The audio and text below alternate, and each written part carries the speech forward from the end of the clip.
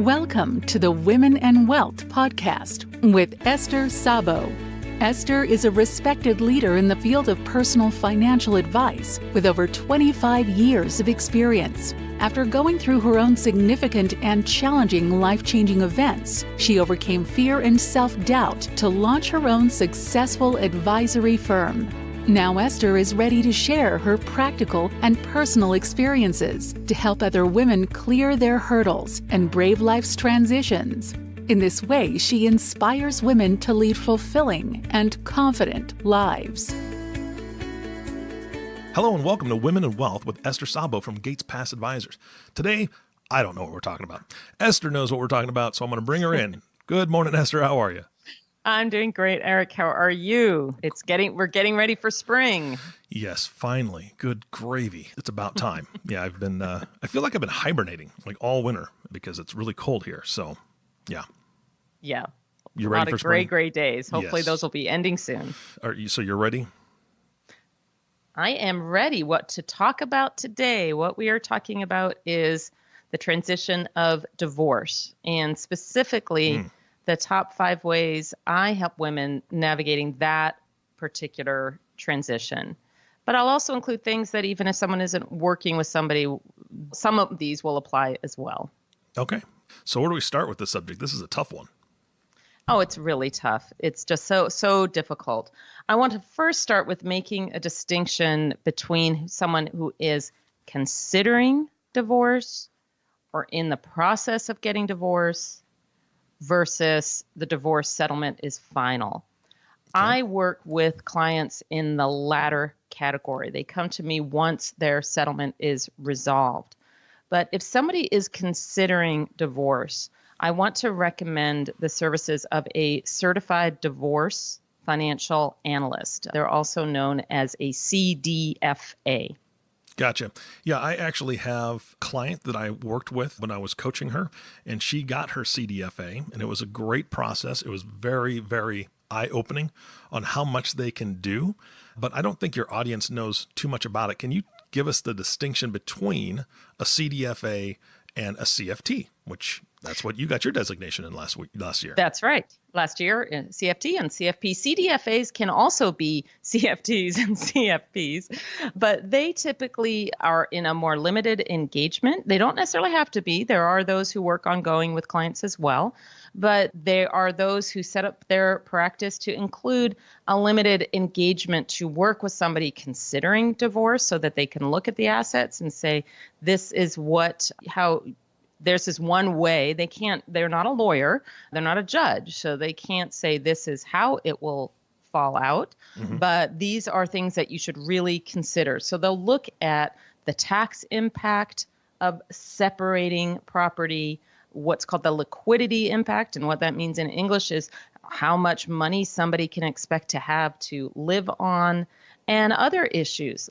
Besides the fact around here, housing is so expensive. So considering how will you maintain 2 households, but also what will happen with your medical insurance? How do we separate retirement plans? So they address the impact of all of those things, typically on a limited engagement, and they can work through a divorce process with somebody as well.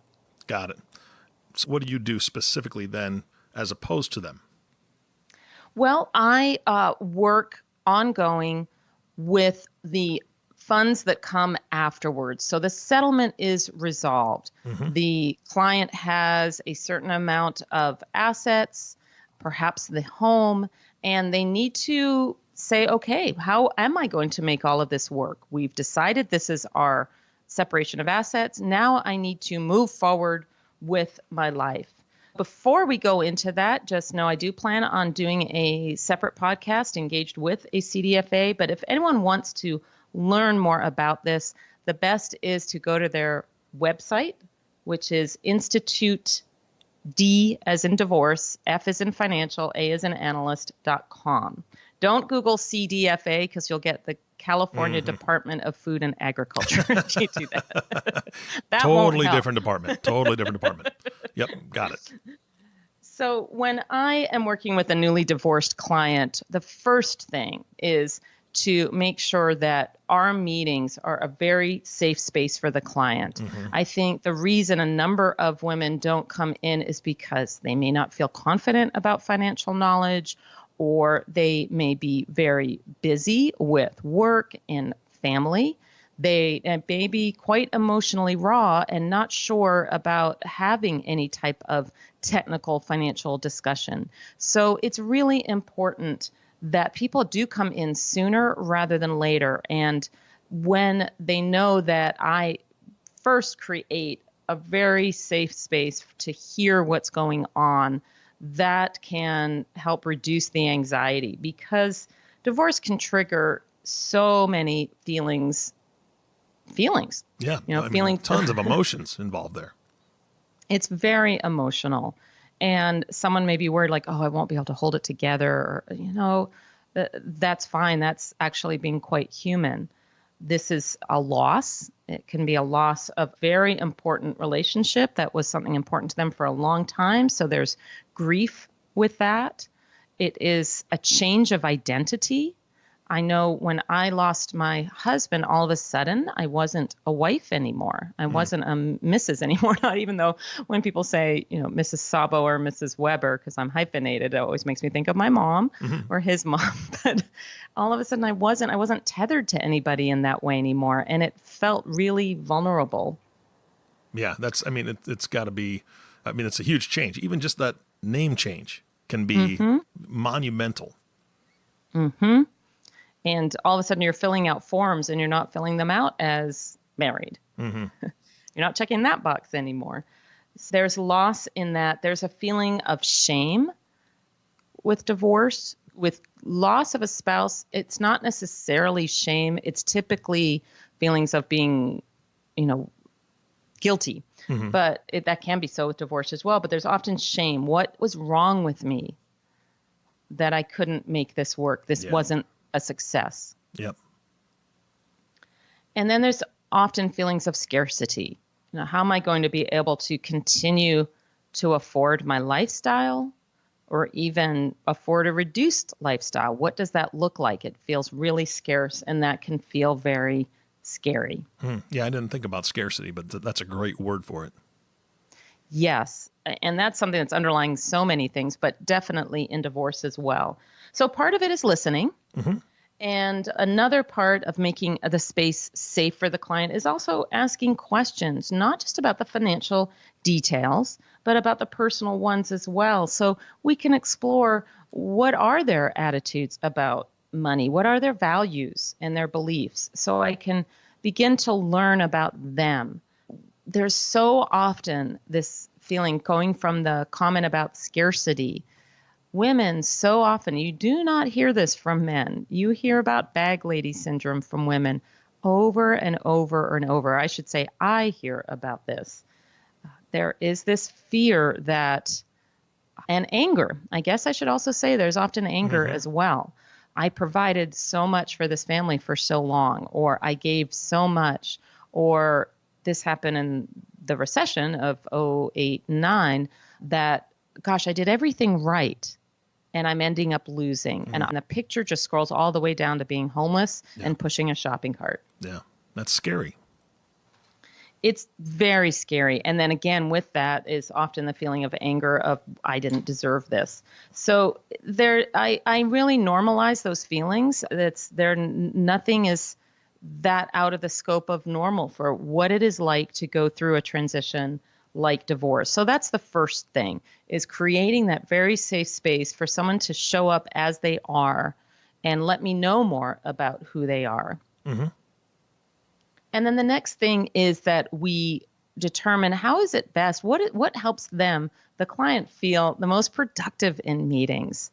I do have a quote unquote bad habit of this, because clients tend to, especially after they've known me for a while and we've worked together for a while, they don't see me as often. They don't come in as frequently. So I do want to, and I so respect their time. And it's the same with a new client as well. We're also time starved that I want to pack everything I can into that meeting. Yeah. And that is not necessarily what is most productive for the receiving end, especially with finance and going through transition. It's emotional. We can all get to overload, or clients can get to overload relatively quickly. Yeah, I think with everything that's going on, specifically in a divorce type of transition, they're already drinking from the fire hose, right? I mean, that's the biggest thing. So you being there to be able to turn that valve and slow things down a little bit, I think is invaluable. Yes, slowing things down. I love that. I mean, doesn't that, it just feels calming just hearing that. Absolutely. We can slow things down.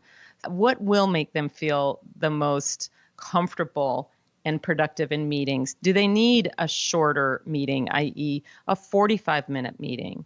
Or maybe they need some phone contact for 15-minute, 30-minute check-in in between meetings, just to keep on track or just to stay in touch? Do they like graphics and visuals? Do charts and tables make them just, where their eyes roll back in their head?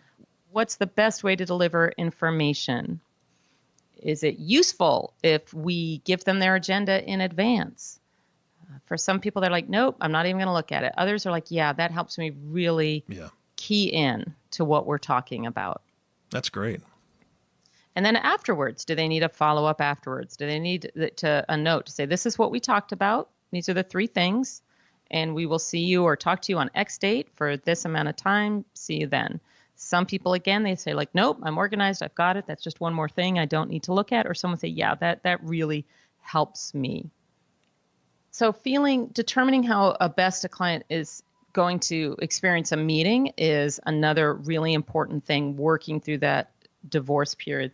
And then the next is determining who is on their team of support. So this can be someone, even if they're not working with a financial advisor or wealth manager, just to really list out who is, if they haven't done it already, who is on my team of support for personal support and financial. So if it's personal support, is there a therapist or a counselor? Or are there family members or family members that they can trust, good friends? Sometimes even an attorney can be helpful. If they need to go back over it again, understanding, I mean, these legal documents are not necessarily easy to understand, or it's very, very common that they go, oh gosh, I understood it then. Now I've forgotten what this means. So is the attorney a team member too? And then support groups for navigating this change can be really helpful to hear from other people going through it too. So one doesn't feel so much like a fish really out of water. Yeah, absolutely. Having those personal connections can mean the world to somebody. I mean, a lot of people I would assume, I've never been through a divorce, but even in losing a friend or a family member to death, a divorce, you can feel so alone. And I think that's the biggest thing we want to take away from people is that feeling of being alone. They have somebody that has either been through it before and can walk alongside them, or knows how they feel, or has worked with so many people in their situation that they're the expert at doing that. I think that is the biggest help that anybody can get, in my opinion. Yeah, it is so easy to look at everyone else.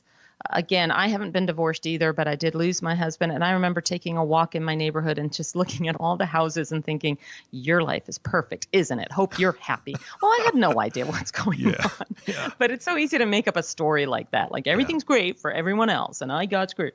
And so having those connections, I think one can't necessarily escape that one is alone on one level, but still to have those touch points along the way. So it's not such a constant grinding feeling, and that can get isolative. And again, this is a Women in Wealth podcast. When we're isolated, when we're not taking care of ourselves, we are not going to make the best financial decisions. Yep. Or health decisions for that matter. Decisions at all, right? Yeah. Decisions on our self-care, our health, our rest, our ability, any of that, because all of that just feeds a good life. And when we're isolating, that tends to really drain those resources. Yeah. On the financial side, does somebody have a tax preparer? Do they have an estate attorney? Because your estate plan is changed. You're likely not going to pass everything to that spouse. How are you going to plan for your children? In some cases, the spouse, I have seen it where the divorced spouse is the successor trustee for a wife's estate so that they're there for the children and they feel comfortable with that. And that's the exception rather than the rule. So who is going to step in? How about insurance, whether it's for medical or your vehicle and home, your umbrella insurance, and maybe even a realtor is needed and somebody who one is comfortable with discussing, because the home is a tough thing. We're going to do a whole other podcast on real estate with women in transition, but I would much rather that someone have contact with a realtor they feel really trusting of, maybe years before they need to sell that home and property, rather than saying, okay, I need to do this next year. I need to, find somebody right away. Got it. Yeah. The other thing is that I think a lot of people think that a divorce is, okay, it's going to take 4 months. It's going to take 6 months, and then I'm done, right? I'm just done. Thank God I'm out of this marriage, or thank goodness I'm done with this. But that's just not reality. You are still tied to that person pretty much for the rest of your life in one way or another. And so whether it's you have children and you have to see them because it's best for the children, or you're receiving alimony and or child support, that child support's going to change once the kids age out, turn 18 or 19, depending on the state. There's all sorts of changes that will be all along the way. I have family members that went through a divorce 25 years ago, and they're still at holiday parties together. I mean, they didn't go together, but they're both there. And there's still some little digs here and there that happen, still a little bit of drama here and there that happen, because there's still raw wounds and injury from 25 years ago. So it's not a one and done thing. So to have these financial professionals walking alongside you, as well as a counselor or family members that are supportive, support groups, vitally important for the distance. And I know that that's something that you pride yourself in, is having these relationships. In this situation, how long does your job last, Esther, when it comes to helping a woman in transition from divorce? Well, I appreciate that you brought that up, because it can there is this pressure of, okay, I've got to wrap all this stuff up. And it, exactly as you said, it takes years. My clients typically do stay with me long after the divorce. I have a client who was just kind of gave up on navigating her divorce after about a 5 or 7 year battle, really. Finally just said, I don't want to spend any more money on attorneys. I just am done. So she didn't get the settlement that she wanted, but she needed to just be done with that process.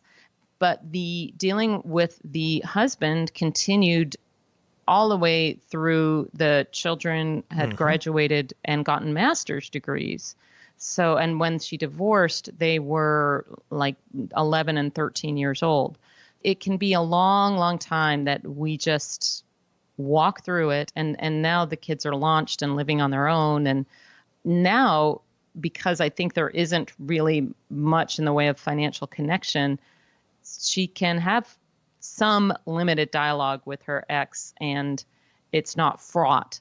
But yes, it takes a long, long time. And now what we're looking at is her own retirement. What does her future look like more specifically? How do we get that? And the hard thing is always, where are the kids going to be, and how do we stay close with that? But there's always something, as Roseanne Rosanna would say. Yeah. And but yes, once grandkids come, once grandkids come in the picture, it's right back at it, right? I mean, that's that's so it's true. going to tie them right together again, and that's kind of the same scenario that we're facing. So, yeah, fun stuff.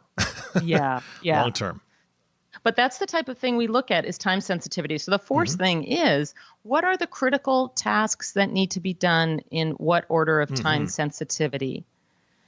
And that is really key for so many clients, whether it's the personal, I need to find a counselor, I need to find a support group, or I need to make sure I'm exercising, whatever those things are. But the financial, can feel like a lot of pressure. I would say there's often the most feeling of pressure around investing the money. And I tend to say that is not so critical. Again, I have to look at what the particular circumstance is, but many times it's not as urgent. They feel like, okay, I've got to invest the money within 3 months, 4 months, 5 months, because this is going to provide for me. Well, first, I suggest let's first determine how your expenses are being covered now. Do you have adequate coverage of your expenses with whatever cash flow is coming in? Do you need to pull from that investment portfolio? If you do, let's just make sure that you have enough set up for 6 months of expenses or 9 months, just to give yourself time, maybe even a year, and then look at what our reserves are for refilling that. Then we start to look at how to invest the portfolio that makes the most sense. Too many times people rush into portfolios and they either make commitments to investment products that can lock them in and make it hard to make changes later or expensive to make changes later, or they move in too aggressively into a portfolio, not having a clear awareness of how they might respond should the market sell off. And here we go again with those feelings of scarcity and anger and all of that. So we want to step into the investment portfolio very clear-headedly. Absolutely. And the last two things on what I'm saying is some pieces on the now list is, well, it's really sorting out what is on my now list. Before I get into what the pieces are on there, what are things that need to be done now? And we agree together what's now. Is that this week? Is it within the next 6 weeks? What's the time period? What things should be done soon, but they don't need to be done now, i.e. within the next 3 months, 4 months, 6 months, maybe just take the rest of the year, and what things are later. So going back to your earlier point about time, there are some things that will just take some time to sort out where someone is landing. They may be considering re-entering the workforce or changing their job, and they may benefit from the use of a career counselor or career coach or someone who is skilled in terms of their particular area and saying, what are the opportunities? That may take a while to source that person. It's really looking at what is critical and what we can hold off. And they really appreciate what I found with my clients is there's the emotional support, but also the technical expertise to say, you know what, yes, we can hold off on that for a few months. It's not going to undermine you in the next few months. I will hold that piece and I will, you will be accountable. We will be accountable to you, but we're not looking at that piece right now. So the fourth thing is really prioritizing those critical tasks in terms of time sensitivity. Yeah, absolutely. And then the last thing for the fifth is, well, let's get to work on the now part. As I mentioned earlier, let's confirm what you need to cover your expenses in the near term, if that's a question. It's either just examples. Let's confirm your reserves. One of the things is let's change the beneficiaries on your retirement plans. Too often, I have a situation right now with a client whose husband passed away. He hadn't renamed her as beneficiary. That is going to take some work. It's not a huge IRA, but because it's not a huge IRA, it's almost more frustrating because there's a lot of work and legal pieces that need to be done to basically change it in the state of California. Let's get those things handled right away and also get accounts set up in one's own name right away and perhaps set up with an estate planning attorney, because who do you want to handle your affairs in the event that you're not able? Who do you want to basically help make your decisions in the event that you're not able to? Yeah. So those would be the things, is getting to work on the now.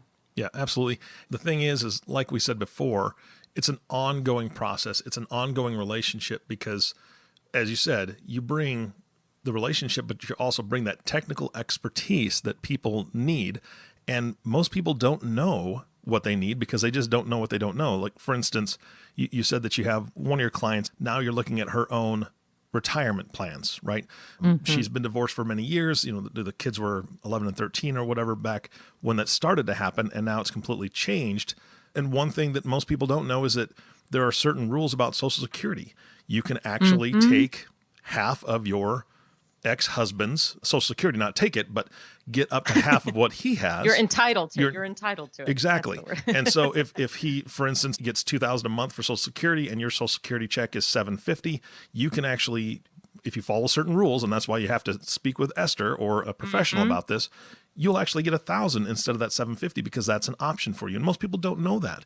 And so without consulting somebody, they can make detrimental decisions to their financial future just by the fact that they don't know that there are things out there to help people that have been through a divorce or who have lost a spouse. So it's so important to get a hold of a professional and do that. Yes, and you have to have been married 10 years in order to qualify for that. But if you have, yes. And it's looking at all of those things where we say, yeah, have you considered this particular scenario? This client, it's so interesting that you brought that up, because this client that I'm mentioning, they were married for just a hair over 10 years. Perfect. I mean, it was just a hair over 10 years. So we made sure that that was clear. And we'd certainly been discussing retirement, but it's different discussing retirement when your kids are 10 and 13 and your focus is really on normalizing their life as much as possible, to when you are now getting quite close to that age and you really would like to retire, and having that focus now on you. But you're right, there are so many intricacies. There's things about retirement plans and how those work and how to take advantage of them or not, or 529 plans, all those things that can make people go, this is why I don't like financial, but this is what we love about just employing all the different tools and strategies. Yeah, absolutely. Esther, let me speak to the audience. If you're listening to this and any of these thoughts or concerns or questions or points that Esther has brought up, if it rings true with you and you have questions, you've got to reach out. So Esther, how do they get a hold of you? They can go to our website, gatespassadvisors.com, and hit the schedule a consultation button. That's probably the easiest. And free, correct? And completely free. Nice. Absolutely. Okay. Well, thank you. Anything else for closing thoughts today, Esther? Well, I think the main thing is it's so important that in my service to clients, we allow that space to navigate the difficult emotions and still at the same time receive the validation, the guidance and support to move forward on one's own individual path. Yeah, absolutely. Thank you so much for your time today, Esther. Thank you, Eric. It's been a pleasure. You bet. And thank you all for listening to the Women in Wealth podcast with Esther Szabo. If you have not subscribed to the podcast yet, please click the subscribe now button below. This way, when Esther comes out with a new podcast, it'll show up directly on your listening device. This makes it much easier to share these podcasts with your friends and family. And if you've got a friend or a family member that has gone through a divorce or is going through a divorce or is contemplating that divorce, share this with them, because it's great information. And like Esther said, she doesn't really work on the front end before the divorce is finalized, but she knows people that do, and she has the resources that she can point them to. So please share it with them. Again, thanks for listening today. For everyone at Gates Pass Advisors, this is Eric Johnson reminding you to live your best day every day. And we'll see you next time. Thank you for listening to the Women and Wealth podcast. Be sure to subscribe to the podcast so you receive notifications of new podcasts as they become available. Check out the website at www.gatespassadvisors.com for more information. This content is developed from sources believed to be providing accurate information. The information in this material is not intended as tax or legal advice. Please consult legal or tax professionals for specific information regarding your individual situation. The opinions expressed and material provided are for general information and should not be considered a solicitation for the purchase or sale of any security.